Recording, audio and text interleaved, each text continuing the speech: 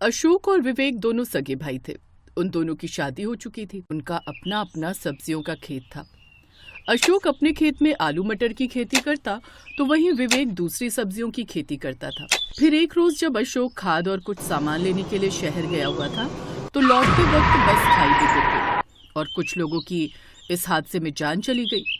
अशोक भी उन्हीं में से एक था। पति के देहांत के बाद उसकी पत्नी संतोषी बहुत बीमार रहने लगी। फिर एक रोज उसका 8 साल का बेटा अर्जुन। माँ, तुम्हें तो बहुत तेज खांसी है। रुको, मैं अभी तुम्हें दवाई दे देता हूँ। लेकिन वो देखता है कि सारी दवाइयाँ खत्म हो गई हैं। अरे, दवाइयाँ तो खत्म हो गई हैं। मैं अभी चाची को बोल देता हूँ, माँ वो तुम्हारे लिए दवाई ले आएगी। चाची, चाची। हे राम, ये कमबख्त फिर मेरी जान खाने आ गया। क्या है? क्यों सुबह सुबह चाची चाची की रट लगा रखी है? क्या हो गया? चाची, माँ की दवाइयाँ खत्म हो गई हैं। आप उनके लिए दवाई ले आओ ना। क्यों? तेरा बाप क्या यहाँ कोई बड़ा खजाना छोड़कर गया है जो मैं दवाइयाँ लाऊं? मेरे पास बेफालतू के पैसे नहीं है। ये सुनकर अर्जुन उदास होकर लौट जाता है और अपनी माँ के कमरे में जाकर उससे कहता है, माँ भी तो तुम ये गर्म पानी पी लो, चाची बाद में दवाई ले आएंगी। फिर शाम को उमा अपने और अपने पति के लिए अच्छा अच्छा खाना बना लेती है, लेकिन अपनी बीमार जेठानी और उसके बेटे को वो सूखी रोटी और नमक ही खाने को देती है। ये क्या उमा, आज तुमने खाने में सब्जी नहीं बनाई क्या? बनाई है, लेकिन सब्जी कम है इसलिए मैं अपने और अपने पति के लिए रखी है। लेकिन ये नमक, अब खैर कोई नहीं, खा लेंगे। अशोक भैया खुद तो चले गए, लेकिन तुम दोनों को हम पर बोझ बनाकर छोड़ गए। उमा, ये मत भूलो कि ये घर जितना तुम्हारा है उतना हमारा भी है। और विवेक आज जिस पूरी जमीन पर खेती करके पैसे कमा रहा है उसमें से आधी जमीन हमारी भी है।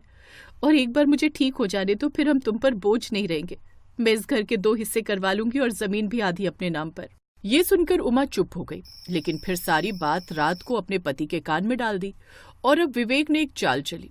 उसने धोखे से अपनी भाभी संतोषी से कुछ कागजों पर अंगूठा लगवा लिया। संतोषी पढ़ी लिखी नहीं थी, इसलिए उसे कुछ समझ में नहीं आया। फिर एक दिन विवेक और उमा ने दोनों माँ बेटे को धक्के मारकर घर से निकाल दिया। मैं कभी सपने में भी नहीं सोच सकती थी कि तुम दोनों मेरे साथ ऐसा करोगे। एक बात याद रखना, तुम दोनों ने जो किया है ना, उसकी सजा तुम्हें मिलकर ही रहेगी। आज अगर अशोक जी जिंदा होते तो तुम्हारी कभी इतनी हिम्मत नहीं होती ये सब करने की। संतोषी अपने बेटे के साथ वहां से चली जाती है और अब वो नदी किनारे झोपड़ी डालकर उसमें रहने लगती है। लेकिन अपने बेटे की चिंता उसे लगातार सताए जा रही थी। अब 2 दिन तक तो वो भूखे प्यासे उस झोपड़ी में बैठे रहते हैं। फिर तीसरे दिन, माँ देखो मैं क्या लाया हूँ। अरे बेटा, ये आलू मटर तू कहाँ से लाया? इन्हें मैं अपने खेत से लाया हूँ माँ। चाचा चाची ने धोखा करके हमसे हमारा सब कुछ छीन लिया, लेकिन असल में तो ये सब हमारा है। ये लो, अब आप इन